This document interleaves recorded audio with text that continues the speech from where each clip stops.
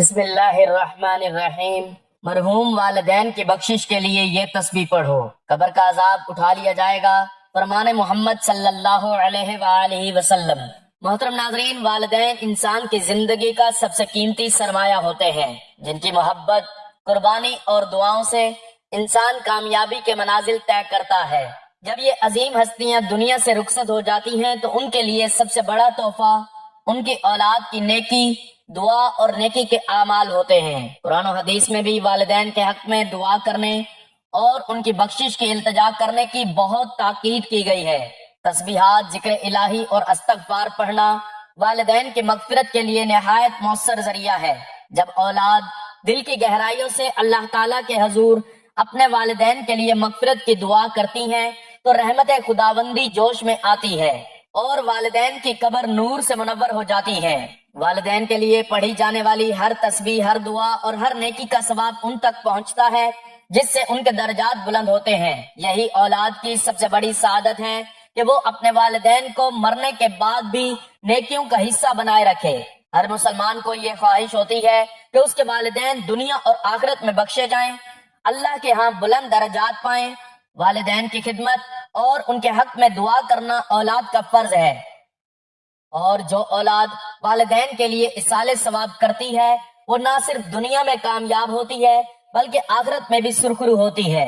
نبی کریم صلی اللہ علیہ وآلہ وسلم نے ہمیں والدین کے لیے مختلف دعائیں اور اذکار بتائے ہیں، جن کی برکت سے ان کے گناہ معاف ہوتے ہیں اور ان کی قبریں نور سے بھر جاتی ہیں۔ تو ہمارا آج کا عمل حضور پاک صلی اللہ علیہ وآلہ وسلم کی بتائی ہوئی ایک ایسی تسبیح کا عمل ہے۔ جو شخص یہ تسبیح پڑھ لیتا ہے اس کے والدین کی بخشش ہو جاتی ہے۔ فرمایا کہ جو بندہ یہ تسبیح پڑھ کر فوت شدہ والدین کو ایصال ثواب کرے تو فرشتے اس کو اندھیری قبر سے نکال کر نور میں بدل دیتے ہیں اور ان کی قبر سے عذاب ہٹا لیا جاتا ہے۔ محترم ناظرین، حضرت جبرائیل علیہ السلام رسول کریم صلی اللہ علیہ وآلہ وسلم کے پاس براق لے کر آئے تو اس نے اپنے کان ہلائے۔ حضرت جبرائیل علیہ السلام نے کہا، اے براق رک جا، اللہ کی قسم آپ صلی اللہ علیہ وآلہ وسلم کے مثل کوئی تجھ پر سوار نہیں ہوا۔ رسول اللہ صلی اللہ علیہ وآلہ وسلم شب معراج اعظم سفر ہوئے تو سڑک کے کنارے سے ایک بڑھیا کو دیکھا تو پوچھا، اے جبرائیل یہ کون ہے؟ عرض کیا، حضور آپ چلتے جائیے۔ چنانچہ آپ چلتے رہے جتنا اللہ تعالیٰ نے چاہا۔ اچانک آپ صلی اللہ علیہ وآلہ وسلم نے سنا کہ راستے سے ہٹ کر کوئی چیز آپ کو بلا رہی ہے۔ حضرت جبرائیل علیہ السلام نے عرض کیا کہ حضور آپ چلتے جائیے۔ آپ صلی اللہ علیہ وآلہ وسلم نے سفر جاری رکھا جتنا اللہ نے چاہا تو آپ کو مخلوق خدا میں سے ایک مخلوق ملی جو یہ کہہ کر محبت نچھاور کر رہی تھی، السلام علیکم یا اول، السلام علیکم یا آخر، السلام علیکم یا حاشر۔ حضرت جبرائیل علیہ السلام نے عرض کیا، حضور ان کے سلام کا جواب دیجئے۔ تو آپ صلی اللہ علیہ وآلہ وسلم نے سلام کا جواب دیا۔ پھر دوسری اور تیسری مرتبہ بھی اسی مخلوق سے ملاقات ہوئی اور اسی طرح کا واقعہ ہوا، حتیٰ کہ آپ صلی اللہ علیہ وآلہ وسلم بیت المقدس پہنچ گئے۔ آپ کے لیے پانی، شراب اور دودھ پیش کیا گیا تو آپ صلی اللہ علیہ وآلہ وسلم نے دودھ لیا۔ حضرت جبرائیل علیہ السلام نے عرض کیا، آپ صلی اللہ علیہ وآلہ وسلم نے فطرت کو پا لیا ہے، اگر آپ پانی کو نوش فرما لیتے تو غرق ہو جاتے اور آپ کی امت بھی غرق ہو جاتی، اور اگر آپ شراب پی لیتے اور آپ کی امت گروہ ہو جاتے۔ پھر حضرت آدم علیہ السلام اور آپ صلی اللہ علیہ وآلہ وسلم کے بعد آنے والے تمام انبیاء کرام کو آپ صلی اللہ علیہ وآلہ وسلم کی خاطر جمع کیا گیا، اور رسول اللہ صلی اللہ علیہ وآلہ وسلم نے اس رات ان کی امامت کروائی۔ پھر حضرت جبرائیل علیہ السلام نے کہا کہ وہ عورت جسے آپ نے ان کے پاس جا کر سلام کیا، انہوں نے مجھے سلام کا جواب بھی دیا۔ میں نے ان سے پوچھا کہ تم کون ہو؟ کہنے لگی، ہم خوبرو اور نیک سیرت ہیں اور ان نیکوکاروں کی بیویاں ہیں جو پاکیزہ ہیں اور ان کا دامن آلود نہیں، جو ہمارے ہاں مقیم رہیں گے اور کبھی کچھ نہیں کریں گے اور جنہیں ہمیشہ ہمیشہ کی زندگی ملے گی اور وہ کبھی نہیں مریں گے۔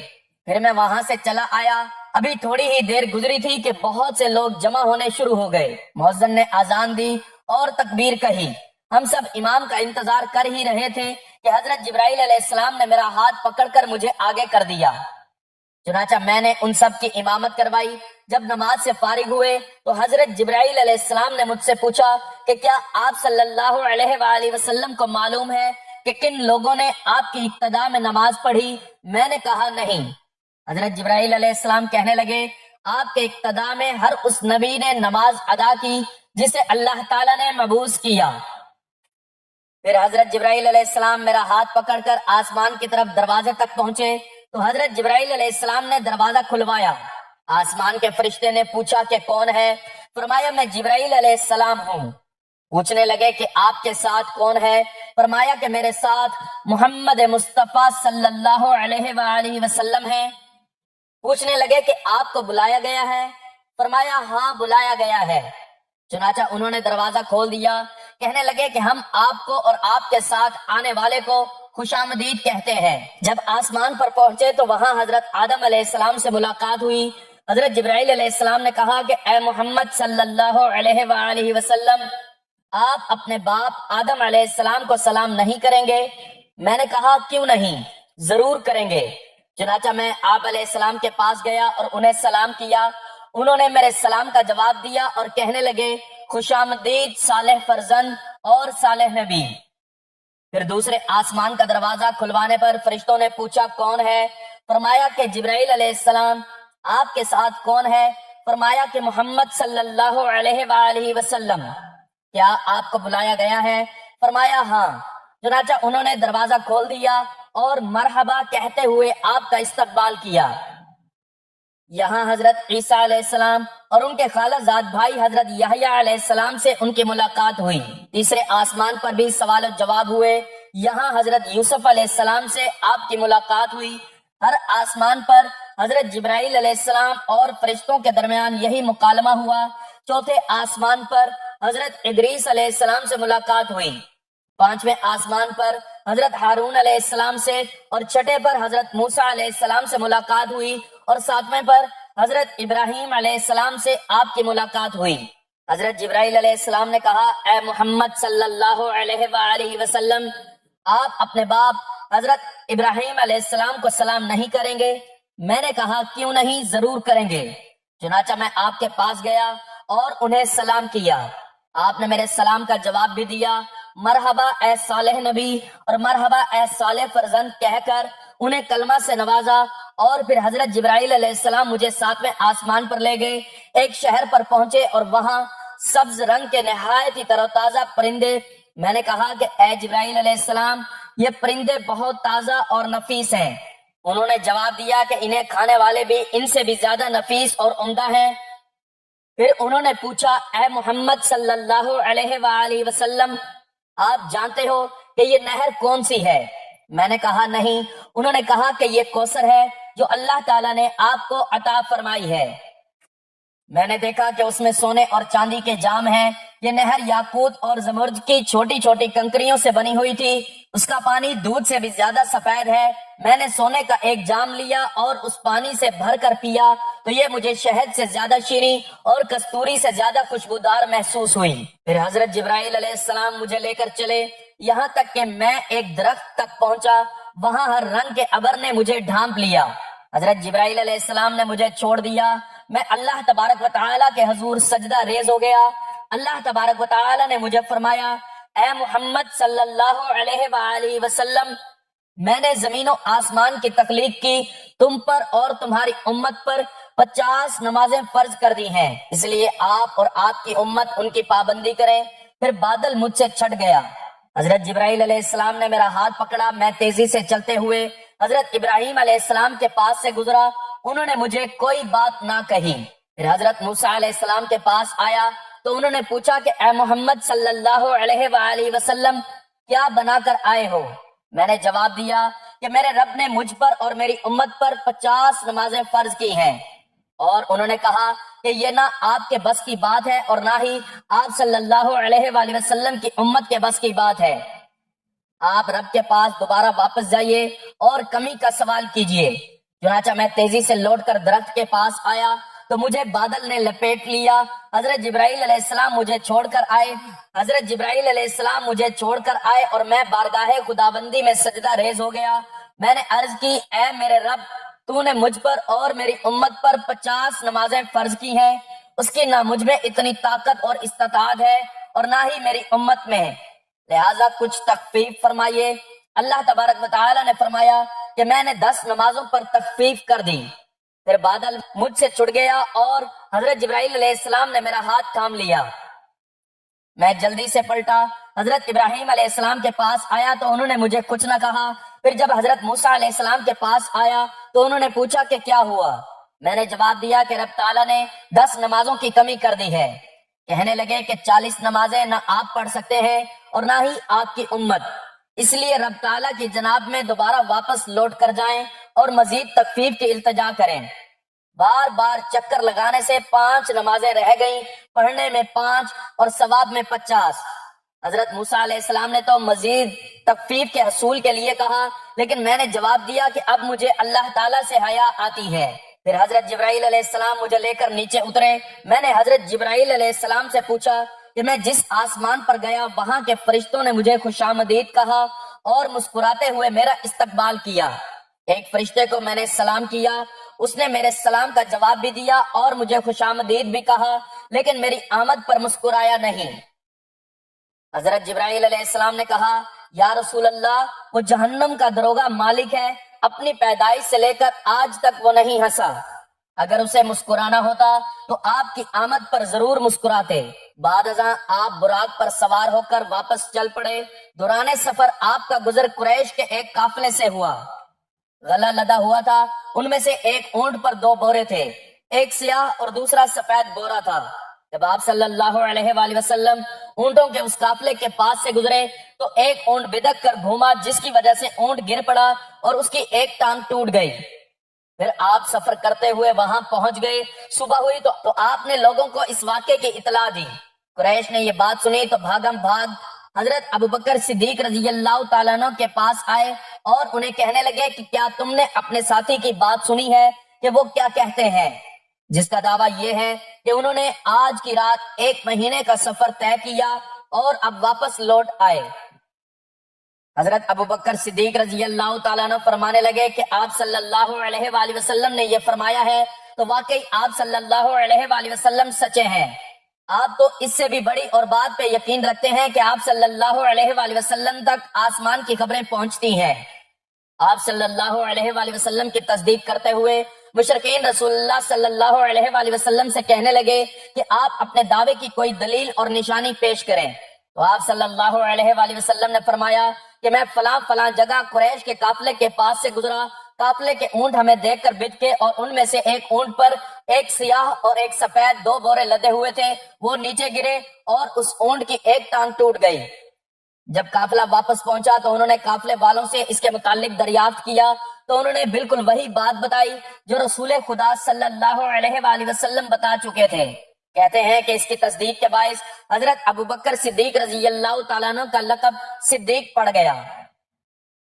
پھر لوگ آپ سے پوچھنے لگے کہ کیا حاضرین میں آپ کے ساتھ حضرت موسیٰ علیہ السلام اور حضرت عیسیٰ علیہ السلام بھی تھے؟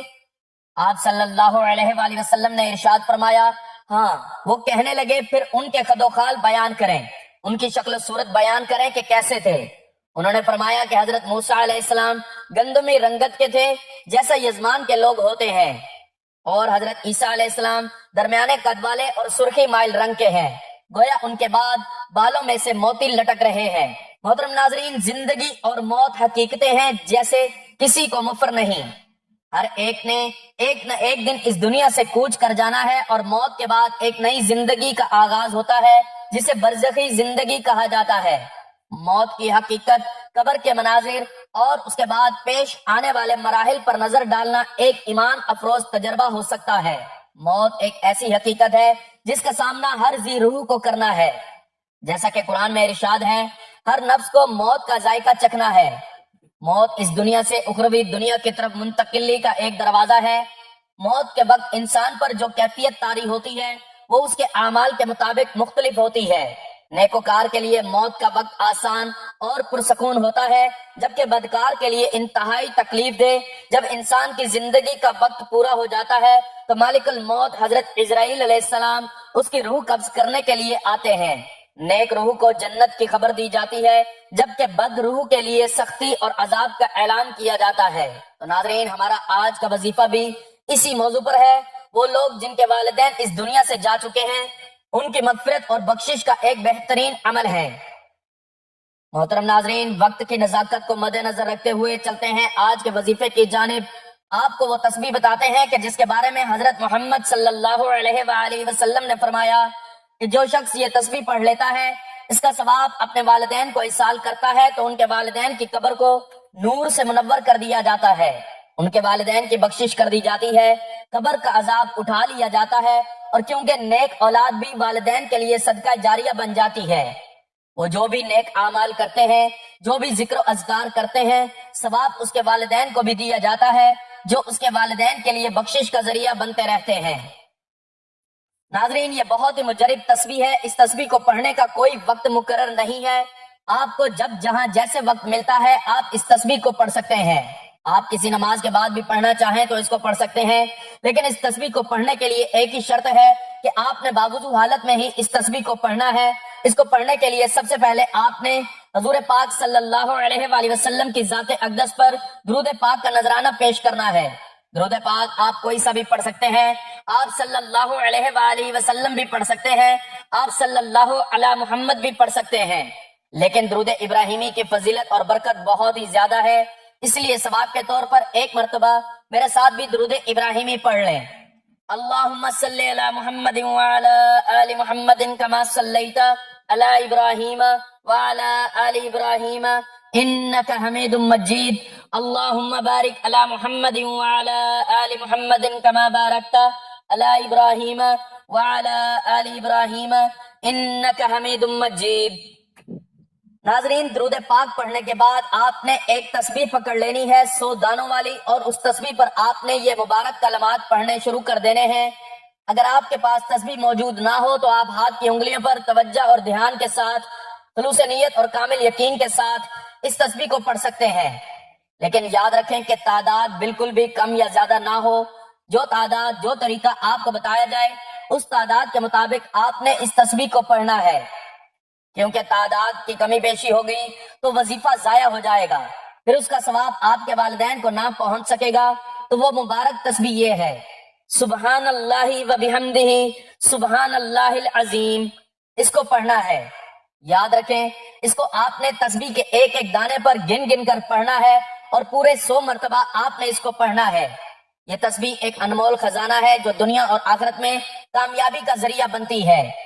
یہ وہ کلمات ہیں کہ جس کے پڑھنے سے حضور پاک صلی اللہ علیہ وآلہ وسلم نے فرمایا کہ پڑھنے والے کے والدین کی بخشش کر دی جاتی ہے، ان کی قبر کو نور سے منور کر دیا جاتا ہے، ان کی آخرت کی منزل آسان کر دی جاتی ہے، ان کو جہنم کی آگ سے حفاظت ملتی ہے، قیامت کے دن عرش الہی کا سایہ نصیب ہوتا ہے، حوض کوثر سے سیرابی ہوتی ہے۔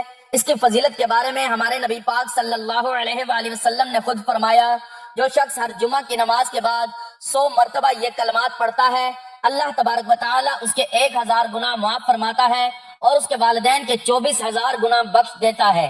اس عظیم وظیفے کی برکت سے ماں باپ کی مغفرت نصیب ہوتی ہے، مرنے والے کلمہ شہادت پر دنیا سے رخصت ہوتے ہیں، حضرت اسرائیل علیہ السلام روح قبض کرتے وقت نرمی والا معاملہ فرماتے ہیں، قبر منور اور جنت کے باغوں میں سے ایک باغ بن جاتی ہے، اللہ تعالیٰ کی بے شمار رحمتیں نازل ہوتی ہیں۔